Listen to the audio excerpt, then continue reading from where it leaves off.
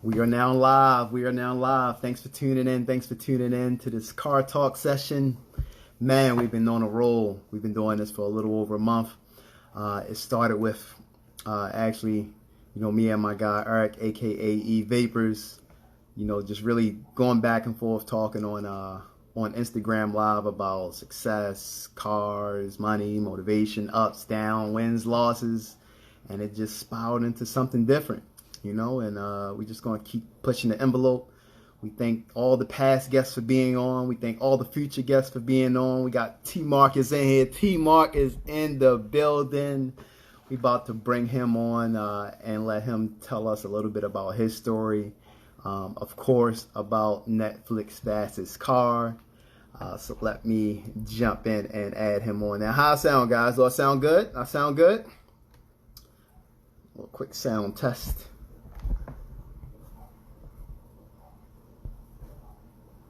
Invite request. You get this party started. Hey, T.Marc Jones, how's it going? it's going great. How you doing? Oh man, doing amazing this Sunday, man. Doing amazing. Thanks again for accepting the invite to be on Car Talk TV with us, man. It's definitely an honor to have you on. Definitely an honor. Well, it's my pleasure, and I would be outside, but unfortunately, due to the wildfires here in the California Bay Area, we're in an unhealthy air situation. So I'm taking the call from inside. So I wanted to let you know. No worries at all. No worries at all. Now, as long as we got you on, I'm representing Lamborghini today. Oh, there you go. Very nice. I like it. Yeah. I know you're the Porsche guy. We definitely gonna get into that. But for the audience who just know you as the Netflix fastest car host, tell us who T.Marc Jones is. Take us back to the very beginning of how you got into cars. We talked about it a little bit before. They don't know, but I want you to tell it. Okay. Well, it's interesting. So ever since I was a little boy, I always loved cars. Just had always been into cars. And then when I was about 6, my father took me to. I grew up in Baltimore, so I'm from the East Coast. Even though I live in California, is my home now. I'm from Baltimore, but so when I was about 6 years old, my father took me to my first car race at Summit Point Raceway in West Virginia. And ever since then, I've been hooked on not just cars, but on racing. And that's kind of my big thing. So while I love cars, I love racing even more. So I'd always been into cars. My favorite brand is Porsche. And since I was a little boy, I just thought the cars were cool. And I saw a movie called Le Mans back in 1971. I'm kind of dating myself a little bit, but I didn't see it in 71. The movie came out in 71. I saw it sometime after that, but I was a kid when I saw it, but I'm not that old. I didn't see it when it came out. But yeah, and then Porsche was featured in that film quite a bit, and it just, I just loved the brand and the mystique of Porsche, so that's how I became kind of a Porsche enthusiast. But always been into racing, watched races on TV growing up, and just always was in awe of racing. So went off to school, came back to California, and that's when I really started getting into driving and racing myself. I started doing high performance driving events with the National Auto Sport Association, also known as NASA. They're a national sanctioning body and host professional races along with amateur races. So I started driving with them, or started doing high performance driving events with them. Started out as a novice, worked my way up to the expert group. And then I'd been running in the expert group for a while, and there was an opportunity for me to make a choice, to basically choose what I wanted to do from as terms of my driving career. I could keep just driving in Group 4, which is nothing wrong with that. A lot of people do that. I could have gone into racing, wheel-to-wheel racing, or I could have gone into instructing. And of the 3 areas, I chose to go into instructing, just because not only do I love racing, I love talking about racing. We had a great conversation the other day, so you can attest to that. And I also I felt like I wanted to give something back to the motorsports community, and I felt that I could do that through instructing. And it also helped me become a better driver. So, if you know something well enough to teach it, then you're learning as you're teaching it as well, because part of the learning process is being able to teach something. So I went into instructing back in 2005, and 2008 got my first Instructor of the Year award with NASA, and it's basically outstanding leadership in the area of instruction. That was with NASA.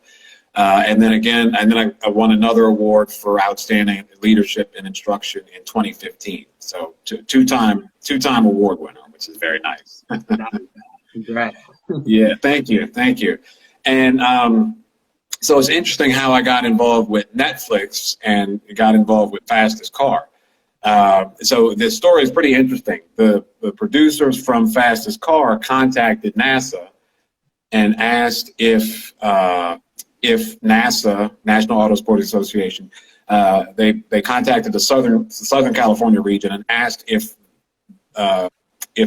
there was anyone in the southern region of NASA who could help with the TV show. And for whatever reasons, they didn't have anyone available or nobody was interested, but that's neither here nor there. So the next call was to NASA Northern California, and they talked to actually the president and owner of NASA. His name is Jerry Kunzman. And Jerry said, sure. I mean, I'll put it out to the instructor body and see if anybody's interested. And he basically sent us an email that said, hey, if you're interested, there's a TV show, they could use some help. And I thought, oh, that would be kind of fun. I've never helped out on a TV show. And, when I first saw it, I thought, yeah, I'll probably go and, rearrange cones and do a bunch of stuff off camera. Well, that'll be kind of fun, say I was part of a TV show. So naturally I said, yes, I'd like to do it. And then I had an opportunity to talk to one of the producers. Her name was Jennifer Madsen Jones, and we're a wonderful, wonderful person. We're still friends to this day. And I was talking to her. She said, so tell me a little bit about what you do with NASA. You're an instructor. Well, what does that mean? And I explained, well, it's in-car instruction. It's working with novice and beginner drivers to get them to the intermediate and advanced levels of high-performance driving.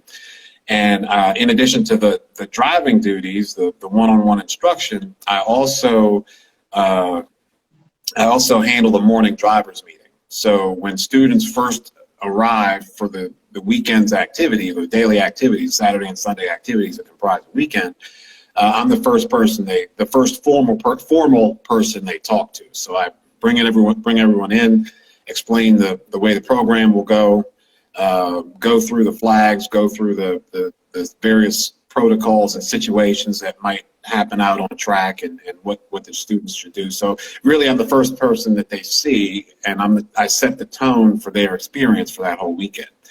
So when I told that to Jennifer, she said, oh, that's great. Well, could you do some of that on camera? I said, oh, sure, yeah. Yeah, if you want me to be on camera, I'll be on camera. So that's kind of how I got to the show. And the show's it's a pretty interesting dynamic, and I can get into it at some point. But that's kind of where it started. It started, I guess, if you said what was the main thing that got you hooked on racing, it was going to races back as a little kid, and with my pops back in West Virginia. And that just solidified my love for racing and motorsports. And then if you love motorsports and racing, then you got to love cars by extension. But yeah, that's how it is. Yeah.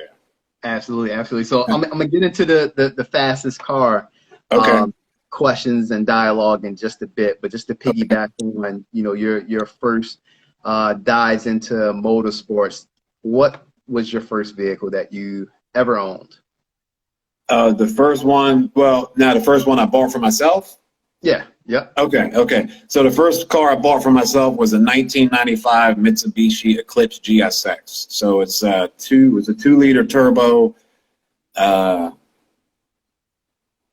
want to say 225 horse, 250 pound-feet of torque. It's a 6-speed. It has 6-speed. and all-wheel drive. So I just thought, that's why not? I figured the first car I get, I wanted to make it something memorable, and I always like kind of unique cars. And at the time, I was a big fan of all-wheel drive, just for a lot of reasons.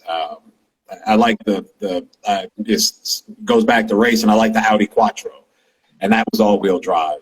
And they won everything. And then Audi actually ran the 80 and the Audi 80 and the Audi 90 in IMSA, in the IMSA GTU, in the IMSA GTO program, and won everything until they got outlawed.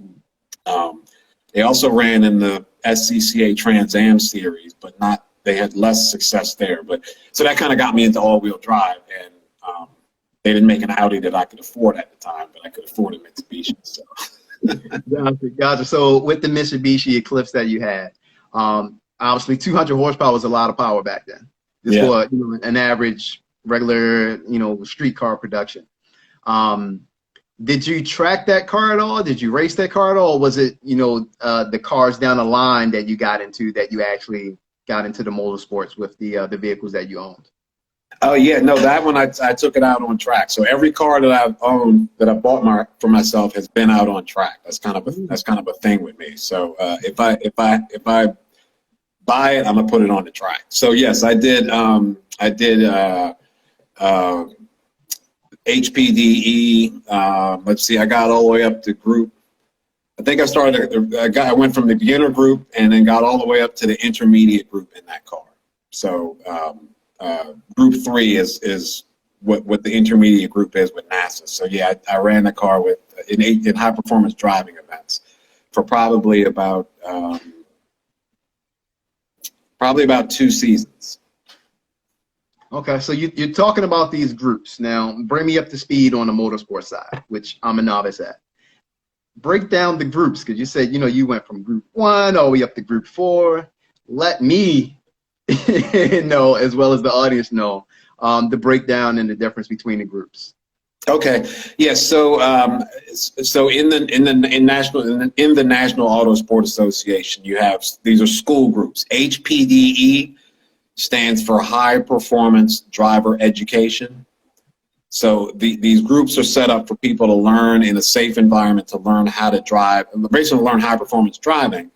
And group 1 is comprised of novice students, people who've never ever been out on a racetrack before ever. And so that's who that is. Group 1 is novice students. You've never done it before. You've never been in a car on a racetrack, and everything is completely new to you.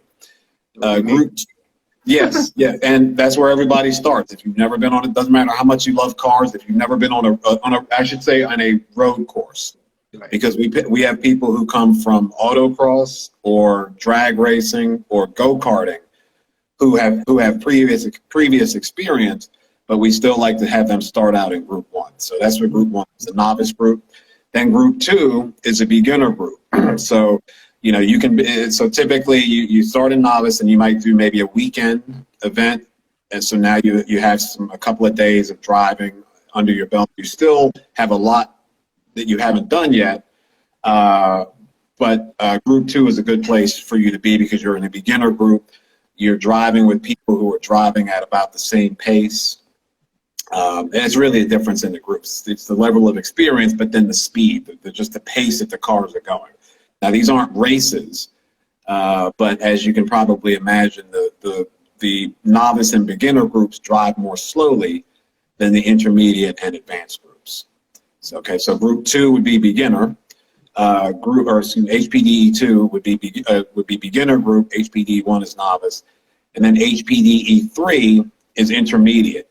So that's where your skills are beginning to progress, and really you're getting to a point where, as a driver, you're becoming too fast to drive in group 2 safely, because one of the big things is speed differentials, and it becomes an unsafe situation when a driver their skills advance to the degree that they're passing, or their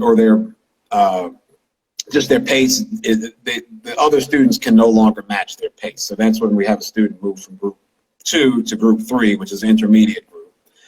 And then group 4 is advanced, and that's just open passing. I mean, it's basically it depending on the drivers, it could be like a race group. So I mean, people bring race cars out. Well, people can bring race cars out in any group because you can do high performance driving in a street car, or you can do it in a dedicated race car as long as the race car has fenders. You can't take an open wheel car out and drive it with cars with fenders. But some people go out and buy like a spec Miata and want to learn how to race it, and they start out in group 1 and work their way up. So, so what I was saying was group 4 can be, it's the advanced run group, it's the top run group. It's the highest level that you can reach in a high performance driver education program, and it's typically the fastest group. And you'll have you have instructors driving group 4, you'll have racers driving group 4. If I wanted to go and drive a track I've never driven before, I would drive in group 4. So it's a group set aside for really experienced drivers, and it's a fast group. It's like I say, it's almost like a race group. Gotcha. I'm gonna just check in and shout out a few people that's in here. Oh, of course, sure. we got Vapors. We got JR, we got Wavy Wenzy, we got Jade's mom. Definitely appreciate a few people checking in here. Now, I know you're a Porsche lover. Right? Yes. You got the Porsche currently right now. How many Porsches did you own in your lifetime? I remember you saying you like to hold on to them. So talk to me a little bit about your Porsche ownership. I actually watched the movie Le Mans as well. You did watch it? Yeah, I got to check it out, and I see exactly what you're saying with the guy that was popping up. Right, but I mean, Steve just a little bit on that. And one of the reasons I like that movie is because, I mean, in 1971, you didn't see people that looked like us in movies like that. And even though he didn't have a starring role, he popped up. Like he was the thing where he's in the garage he's like. So what we're talking about, everybody, is a movie called Le Mans. It's a great movie. All right, it's one of my favorite movies. It's all about racing, but there's a black character in the movie, which was pretty groundbreaking for a movie that was filmed in 1971. What this person was able to do. So that just kind of, with everything that's going on in the world right now, I mean, it's kind of a poignant movie from that perspective. And that's actually, interestingly enough, that's where my love for, as I mentioned a little bit earlier, that's where my love for Porsche came from. I saw that movie. I was maybe, again, I didn't see it in 1971 when it came out. I'm not that old, but I was maybe about, I don't know, 8 when I saw it. So it probably was like 1980. I don't know. I was born in 1968, so I'm old, but I'm not that old. But so that movie got me into just admiring Porsche and liking them. But again, not so much for what they do on the street, even though I think they make beautiful street cars. I love Porsche because they just dominate racing. Every series that they've entered into, they've won it in some capacity. I mean, everything. The only thing they haven't done is they have not won the Indy 500 as a manufacturer. That's the only major race that you can think of that they haven't won. They've won as a manufacturer. They've won Formula One, and then they've won. Their engines have won. They've won races as a manufacturer in Formula One, and then their engines have won races as part of the Tag Wire team in the 80s for 3 years. Those were Porsche-based engines. They've won Paris-Dakar with the 959. In fact, his funny story is they entered the 959, and everybody, if you like street cars and you like Porsche, you probably know what a 959 is. So they entered that in the Paris-Dakar race, came in first and second, and they entered a support vehicle, just a car to give support. So you have the cars that are racing, and then you have a car that just drives around and has spare parts in it, But they classified that car. Well, that car came in 6th place. So I mean, they just they just dominate. They've won Le Mans 19 times overall. Wow. They've won. They're the only manufacturer to have won the Daytona, the 24 Hours of Daytona. They won with a GT car against prototypes. That happened in 2003 with the Racers Group 996 GT3 RSR. So huge fan of Porsche. You asked me about my first one. So the first Porsche I had was a 1999 996, that's the internal model designation. So it's a 911, but 996 model designation, a Carrera 4. Again, I like the all-wheel drive. It was guards red because red's my favorite color, and 6-speed gearbox because I only drive cars with clutches. That's just my thing. I like to roll my own. I don't like to sit and get. So so that was the first one. I had that car. I ran that car for a while. It was interesting. You asked earlier about how I put cars or my tracking activities with cars. Well, I basically bought that car, had it shipped to me. I bought it I was living in California at the time. I bought it from a place in Ohio because I got a good deal on it. Had the car shipped out to me. I think I got it on like a Wednesday. Drove it up to Portland. I used to play lacrosse back then too, so I drove it up to Portland for a lacrosse tournament, specifically to break it in so that I could come back and put it out on track that following weekend. So that's what I did. Drove it up there, broke the car in, got everything broken in. So I had the car about a week and a half before I did my first track day with it, and ended up running it. Yeah. So, and at that time I was in Group 3, and then I started to get so fast that I got kicked out of Group 3. They were just like, you need to be in Group 4 because you're scaring people in Group 3. You're fine. It's just the speed. That's what I'm saying. It's just, it wasn't like I wasn't reprimanded. It was just you're too fast for this run group. Right. So right. yeah. So I started running in Group 4 with that car, and ran that car from 1999 to 2008 when it actually blew up on track. Whew. Yeah. Were you in it? Oh yeah, I was in it. Yeah, I was in it. Wow. Yeah. Wow. So yeah, no, being on fire, I don't recommend it. I mean, I was not personally on fire, so I did not, my skin or nothing like that burned. But yes, the car was fully engulfed. I had to end up driving it for about another minute or so. I mean, I can go into that story, but I ended up driving a car while it was on fire for about a minute until I could get to the fire crew, and then they put the fire out. So, man, was that scary or what, man? It was not something I would want to do again. It's funny. There's a picture of me. So okay, well I'll tell the story. So I was up at Thunder Hill Raceway, which is outside Sacramento, and I was an instructor at the time, but I was running, so I had students and everything, but I was driving by myself in Group 4, just kind of doing a shakedown run. The shakedown run is basically anytime you make a modification to the car, you go out and drive it on track to find out, because you made something new, you need to find out how that modification is going, how it impacts the car, how it plays out, how the car feels, if it works or not. So it's called the shakedown. You're shaking everything down. So I was kind of doing a shakedown run, just kind of, because I'd done some, I changed the tires. I did a bunch of different things on the car. So I'm out there, I'm driving. I'm like, okay, everything seems good. I go into turn 10, which is, it's a left-hander after on the back straight of Thunder Hill in the 3-mile configuration. So it's coming downhill. It's a 4-3 downshift. So you're in 4th gear. I don't know how fast I was going. People always ask, well, how fast do you go? You're really too busy to look at the speedometer on, because, well, the thing is, if you look at the speedometer, you still are going faster. So like, I never know how fast I was going, but it's over 100 miles an hour. You enter that corner, definitely. So because it's a 4-3 downshift. So I went from 4th gear to 3rd gear and just woof, so all this white smoke come out of the back of the car. And my first thing was, I am not buying a new motor because I just put a new motor in there. So I'm like, I'm not. I literally, it was yesterday. My first thought was, I'm not buying a new motor, right?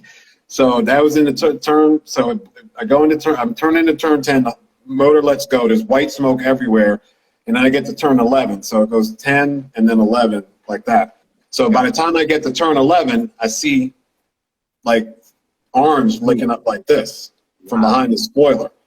Wow. So I'm like, and there's a picture of me. I'm looking in the rear view mirror, and I remember like it was yesterday. I said, "Is that fire?" I'm not buying it. Is that fire? and it was fire. So the motor's in the back of the car, so the whole back end of the car was on fire.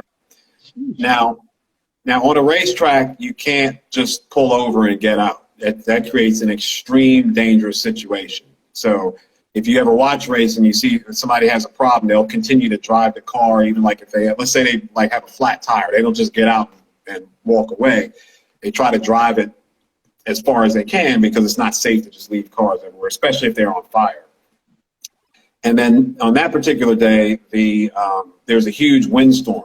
It was like 40 or 50 mile an hour winds. So if I had parked the car on the grass, I would have started a grass fire, which would have probably burned the whole place down. Wow. So all this is going through my mind while the back of the car is on fire. And then in that car, the gas tank was in the front because it was all-wheel drive. So trying to balance out, because you had the differential in the front. They also put a gas tank in the front as opposed to in the back. So I knew that the fuel was not where the fire was. I knew the fuel was up front. But, there's fuel lines and there's fuel in the system. So it's not like, there's still fuel all over the car. So the back of the car is on fire and smoke started coming into the, it started walking up the chassis and pouring into the inside of the car. I can still see. So the car is on fire. I'm driving it while the whole back of the car is on fire. I'm leaving turn 10. I'm driving down the back, or leaving turn 11 rather. It's 11 and then 12 and 13. So I'm sorry, it's turn 11, 11A, and then turn 12. So I'm going through turn 12 on the back straight, just like, oh, I hope this thing doesn't blow. I hope this thing doesn't blow. I hope this thing doesn't blow. I got to turn 14, which is a right-hander that leads you back. It's a 14-15 complex that leads you back to the front straight. But there's an access road. So I got to turn 14. I didn't try to turn. I just drove off the access road, and the fire truck was coming out that way. So the fire truck, I almost head-on collision into the fire truck because I was trying to get off the track. So I finally get the car stopped, and the first thing I did was I jumped out of the car and just started running. So I ran probably a quarter mile. I was just scared. It was adrenaline. Right. And so then so they started putting the fire out. And the thing is, these are my friends. So these are, the safety crew are friends of mine. So the guy's like taking an axe to the car. And he's like, sorry, man, got to get the fire out. And I'm like, well, so he's like throwing stuff, and they finally got the fire out. But so that was how that car ended. So after that, I just had to walk away from it. But yeah, so I don't recommend catching on fire. It's not pleasant. Yeah.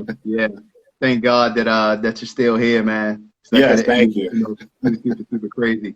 But to segue into that, I think it was season 2 of Fastest Car. Yes. With the Fox body. So yes. It was the McLaren, the Fox body, and I think Tiana's Mustang. Yes. Gunning it. And they was giving the McLaren to run for the money. Oh, yeah. And the Fox body just lost control. Right. How was that? Like, on the set? I mean, I've seen the emotions. I've seen the reactions. Like, it was so real. I'm sure all the viewers that was watching was like, oh, my God, this is happening. This is crazy. Could you tell us a little bit about, that story? Yeah. Well, first, that was, you're talking about Lyle Barrett. Real good dude. He's the one who had that Fox body, the white one, the beer money car. Yep. Real first stand-up guy, real good guy. And I would like to let everybody know that he drove that car until he couldn't drive it anymore. And I'll explain what that means. So basically what happened was he was going, his car was turbocharged. I don't know exactly what caused it to step out, but it stepped out one way, and then what happens is when you correct the car, when a car steps out in one direction and you correct it, you have all that energy that's loaded up, and then it's going to come back the other way. It just has just like a spring effect. So what happened was it came back again, and then you correct it again, and it'll keep oscillating and until you can save it. Well, then it went around again, and he couldn't save it. And then once a car gets to 90 degrees, you can't save it anymore. You're going to spin out. So what he did was it got to a point where he couldn't save it anymore, but he did drive it to a point. He controlled it to a point where he went across the other 4 lanes of racers, basically behind everybody, and basically went off track in a section off the side of the track, which was the best place for him to end up. And I could tell he drove the car there because he missed everybody and he didn't hit anything. So even though car gets, I'm sorry, go ahead. I was saying he's one heck of a driver to pull that off. Oh yeah, yeah. Even though a car gets away from you, you got to still, you still drive it until you can't drive it anymore. But no, when that happened, it was kind of interesting. I mean, I've been around a lot of, if you love motorsport, you've been to a lot of races, and I've been to as a spectator, hundreds of races. I mean, you see crashes all the time. I mean, it's just, so the main thing you want to make sure of is that the driver is okay. Yeah. So what happened was he went out, he went off course, ended up hitting the sign, and then he kind of got out of the car, which we sort of don't recommend that you do, because you get out of the car, you start taking your stuff off. Well, you don't quite know if you're okay or not. So he kind of did that. He just was sort of, embarrassed, been out of shape, or just, or I wouldn't say embarrassed. I'd say probably a bit in shock, because he had that, it's no secret he had a previous accident at the track. Yeah, and it happens. It can happen to you, and then it can happen to you again, So he kind of came back, and I was like the first one that came up to him, and I was just like, "You okay?" And he was like, "Yeah, man, I'm all right." I kind of was like, "Okay, just give him some space." And then I don't know if you recall the other gentleman that came up, Mark, that was his dad. So like the two of them kind of had a moment, and they seemed like they were okay. But I guess to answer your question directly, when it happened, it was shocking for people that haven't seen cars wreck. I could tell by the way he hit that he was going to be okay, and I just wanted to make sure that he was, like, his psyche was all right and that his family was okay, because that's the main thing. After you crash, it's traumatic for people to see that. So I just wanted to make sure on set and on that day that people weren't traumatized by seeing something like that happen. Gotcha. Were there what was your favorite race on Fastest Car? Favorite showdown? You guys had what, 10 episodes each season? Yeah, 8 episodes each season. 8 the first season, and then 7 the second season, with the final episode being the multi-car race, the 6 or 7 wide race. Probably my favorite. That's a good question. It's a lot of great backstories too. You guys had some interesting guests, man. We did, yeah, we really did. Well, here's the funny thing. I didn't really see that many actual races, because I would start the people off and then I would sprint out of the way. Yeah. And then by the time I turned around, they were because they would go. Like, I would still be sprinting off, so they would go. The reason I did that is because I don't know if you recall in Team Salamone, Brian Salamone. Yeah, Brian Rambo.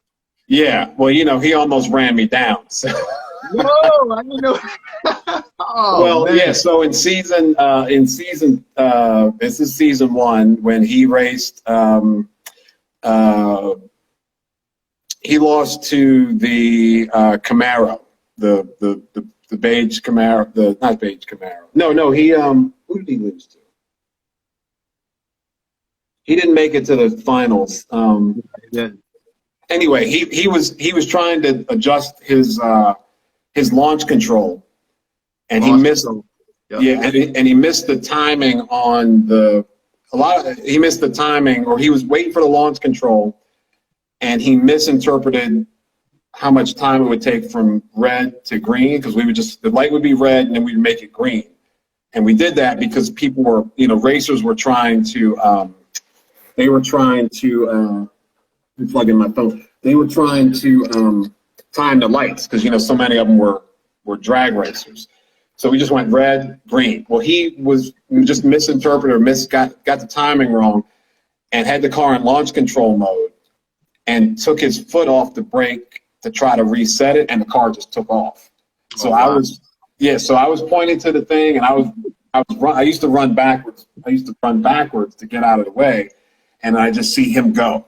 And then the other car that was with the guys with the guys with the Camaro, the burgundy Camaro, they took after him too, because he was like, well, if he goes, I'm going.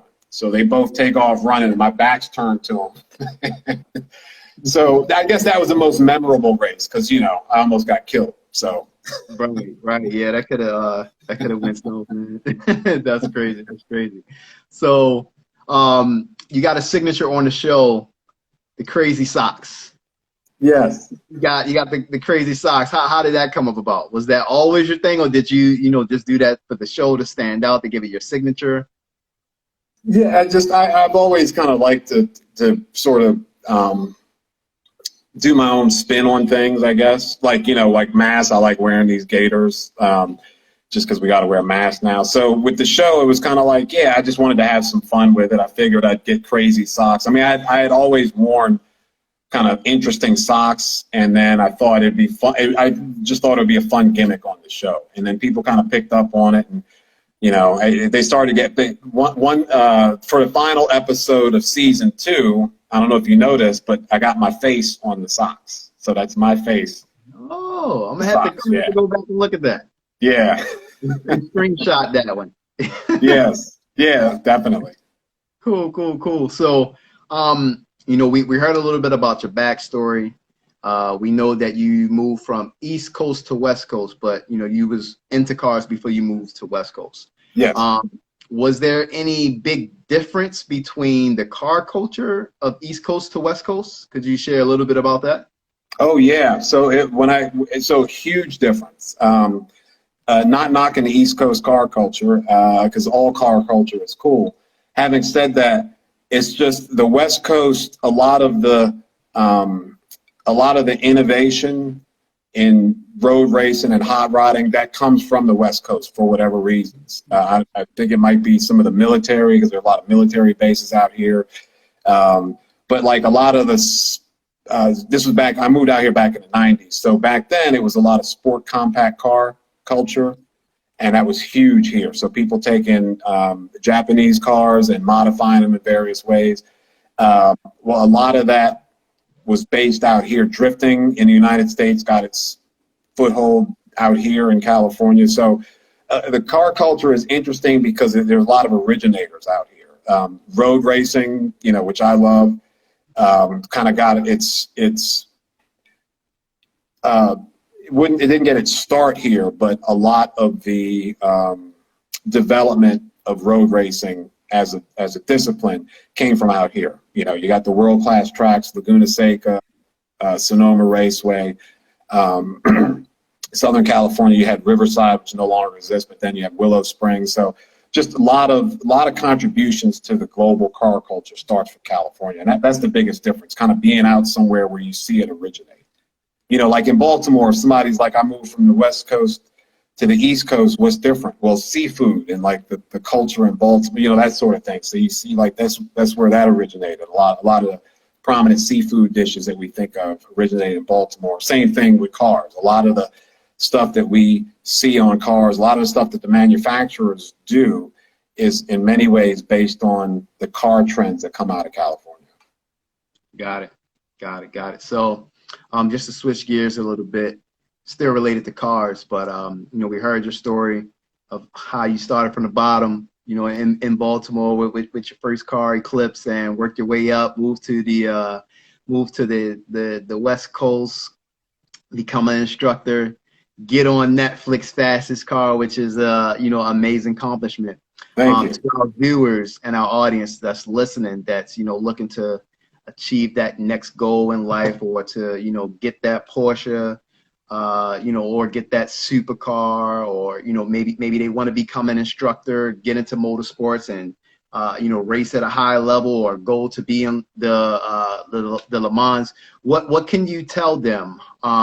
Maybe as far as tips, knowledge, any gems that you have to share to our audience about chasing your dreams and chasing your goals to make it happen.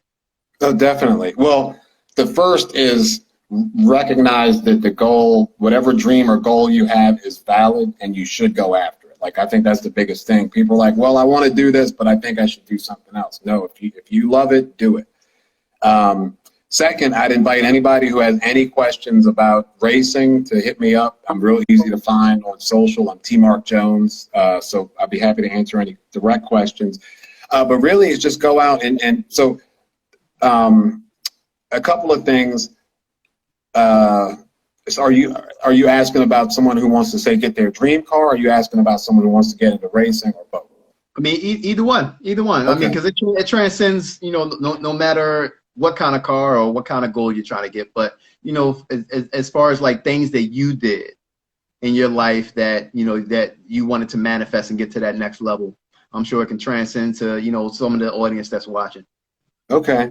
Well, yeah, no. So with the Porsche, I wanted to get a Porsche, and I wanted to have it when I was a relatively young man. So, I looked at careers that would make that available to me. So as a profession, I'm a sales director for a software company. That's what I do as my day job, or one of the things I do. So I would say first and foremost, if you want something, let's say, you want the latest, you want to get a Ferrari, for example, I'm just picking that, then find those things that would allow you to get that and work towards that. So if you say, I want to have a Ferrari, first determine what you want within that, because that means a lot of things. You want a brand new Ferrari? Do you want a vintage Ferrari? What do you want to use it for? That sort of thing. And then once you determine what you want and how you want to use it, then determine what can help you get to that level, or get what can make it so that you can have that sort of thing. So if it's a certain type of work, or if you need to learn a certain skill, or you need to apply yourself in a certain new way to make that happen, then do it. And then really sort of just trust the process. I mean, people say that, but it's like, if you love to do something, you will find yourself gravitating towards it, and opportunities will open up, because you are operating within, it's like you're operating in a flow state. So you're operating from a place of enthusiasm and enjoyment, and you will attract that sort of thing. It's just by virtue of the fact of who you are and what you're doing in that time. So that's what I would say. And then do everything you can to become part of, just immerse yourself in that culture. A lot of times there's a lot of, I would go, for example, I said I love Porsches. When I was a young person, like in college, I would go to the dealership and say, hey, I'm not ready to buy yet. Do you mind if I look around? And people, they're like, oh no, go right ahead, because one day you might be a customer.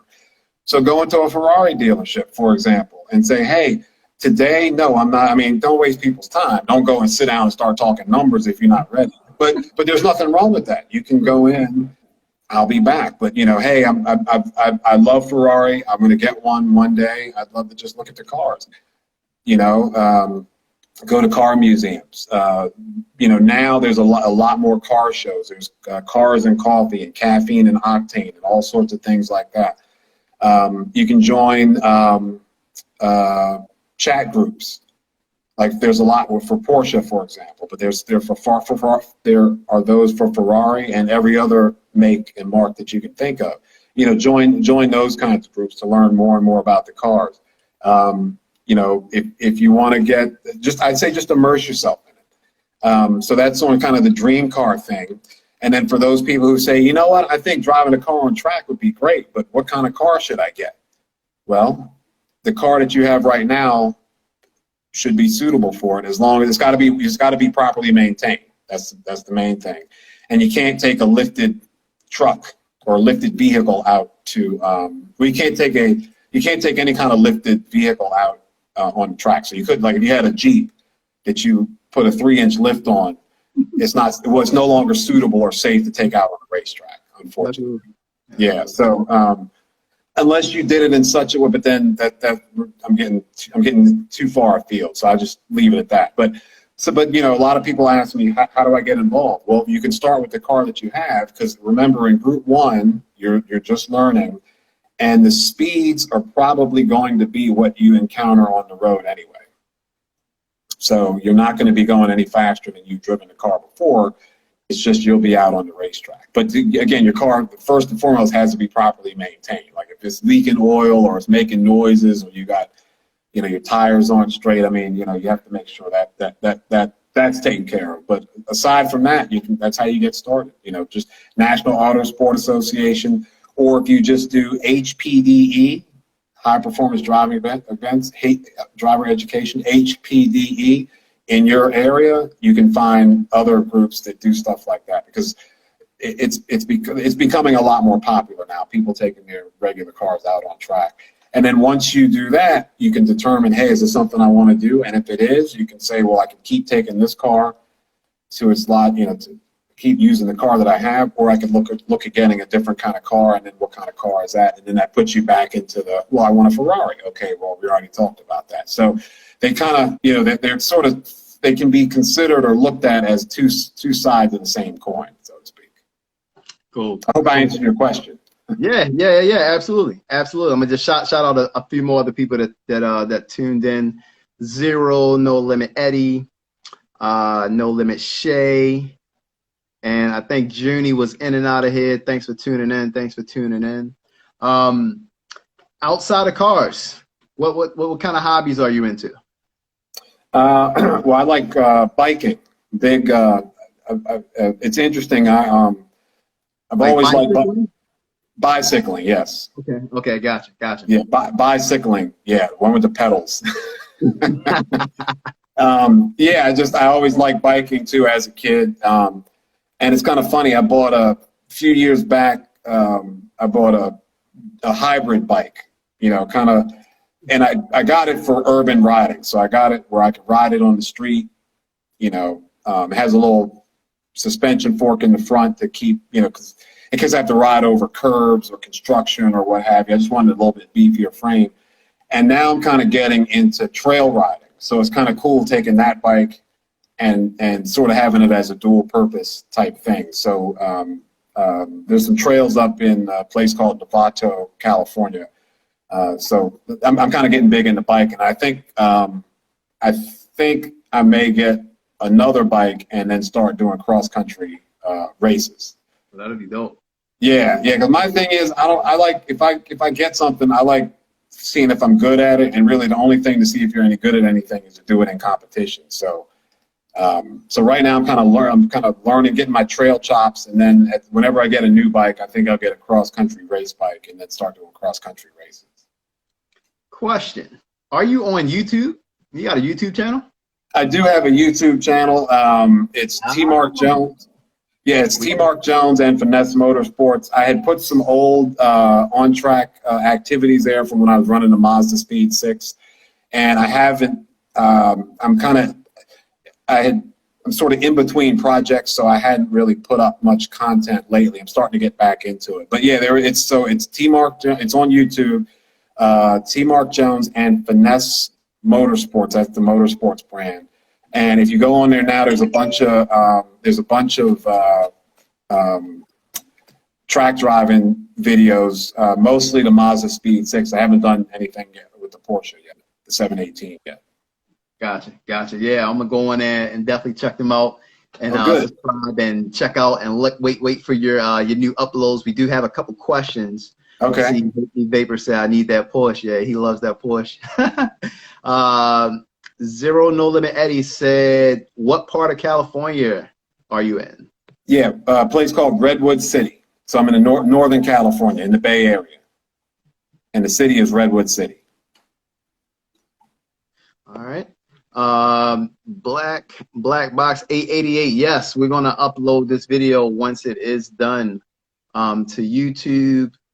And it is going to be on our Instagram page, so that you can link back at it. I need to link with you, T.Marc in LA. Yep. Make sure you do that. What's the fastest you driven in life? Top speed, wavy, Wednesday. 160.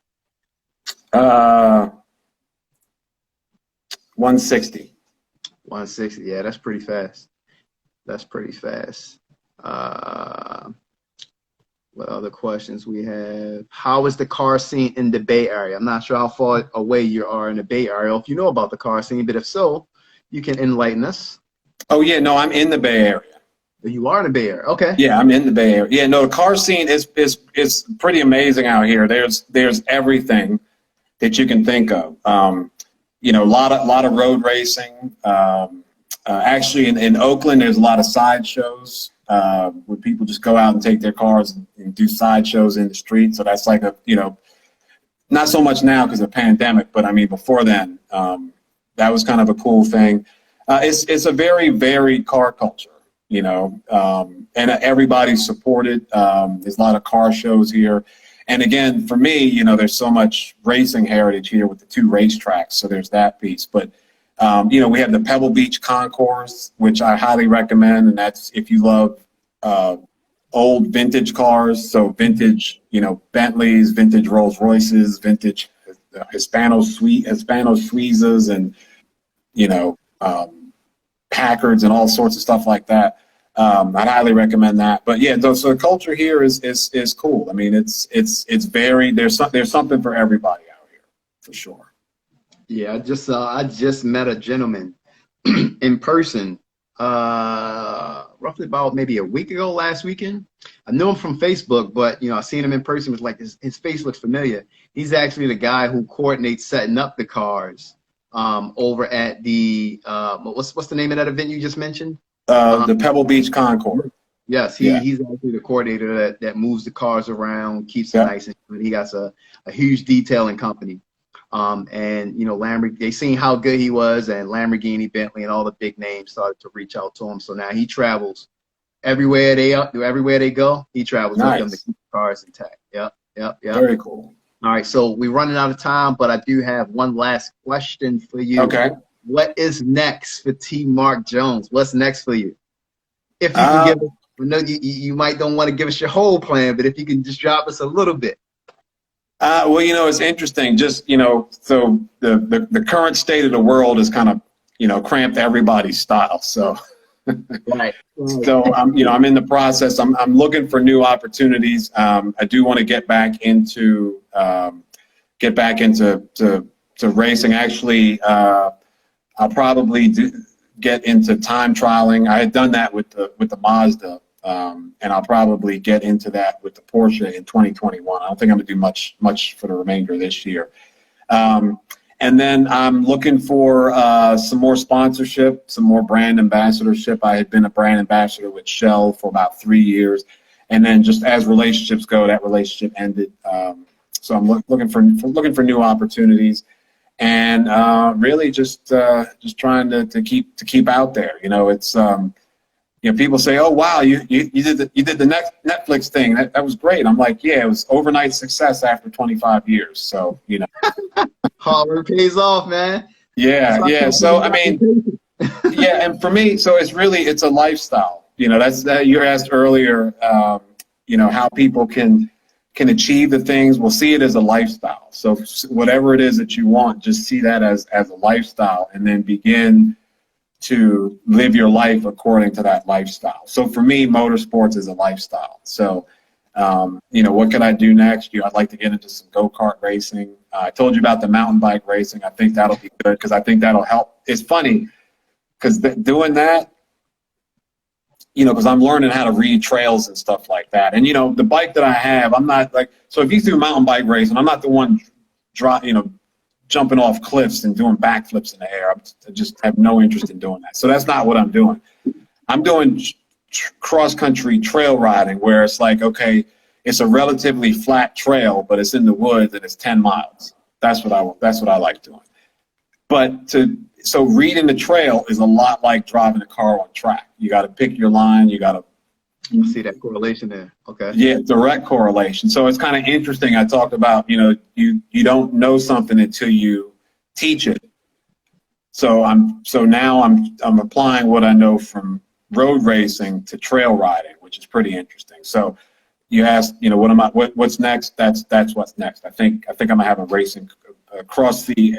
I know it's not car related, but it'll help with the cars. And then I'll continue to instruct and run time trial with NASA moving forward. So, and then, yeah, just invite everybody. If you have any questions about anything I've talked about, or you want to get into motorsports, or you want to ask about Porsche or anything, hit me up, and I'll be happy to help. I'm on all the channels: Twitter, T.Marc Jones; Instagram, T.Marc Jones; YouTube, T.Marc Jones; Facebook, T.Marc Jones. So I'm not hard to find. Cool. And there you have it, guys. T.Marc Jones. Make sure y'all follow him on Instagram as well as YouTube. Man, if you got a GoPro, stick a GoPro in your helmet next time you go trail bike riding. I would love to see how you doing with those trails, man. That sounds pretty interesting. Okay, yeah, I'll do that. I actually have the chest thing, so I'll throw that chest thing on there. Yeah. Dope. Yeah, no, a good dude, just on that, on closing, there's a good dude to check out. He does a lot of cool stuff. His name is Matty Johnson. He's got a YouTube channel. He's out in Boulder, and he does a similar thing. He's riding a straight up mountain bike, but he's cool brother, just to kind of, you know, get some perspective on trail riding. So he's kind of inspiring me to get out there. So I think I'm, you know, like, and then you inspired me too. So I'm gonna put the chest thing on, and you can ride with me up the hill. Yeah. Well, again, T.Marc Jones, you know, it's been a pleasure. You know, me, Absolutely. as well as E-Vapors, we would like to thank you for, you know, accepting that invite, coming on here on Cartalk TV. It's definitely been a blessing talking with you for the last 60 minutes. You know, unfortunately, we couldn't talk more, but I know we're going to put you back on again and get finished with where you left off with your stories. Again, you guys, follow him, T.Marc Jones, on Instagram, as well as check him out on YouTube. If you haven't seen Fastest Car already, it's on Netflix. They got 2 series, and you can kind of see, you know, his involvement in there. But thanks for tuning in, guys. T.Marc, when you come to Maryland, D.C., Virginia, hit me up. When you go to North Carolina, Raleigh area, Durham area, hit up E-Vapors. And when we come out L.A., we definitely going to hit you up as well. Yeah, actually, Bay Area. Well, L.A. too, but I'd have to fly down there. Bay Area, yeah. So San Francisco, Bay Area, yeah. Okay, so you're a little further down. Gotcha. Yeah, L.A.'s like a little further down. That's Southern California. But yeah, no, hit me up for sure. Yeah. Cool. All right, man. It's been a pleasure. Take care. Thank you. Enjoy the rest of your Sunday. All right, you too. All right, take care. Cool. See you later, guys. Until next time. Peace.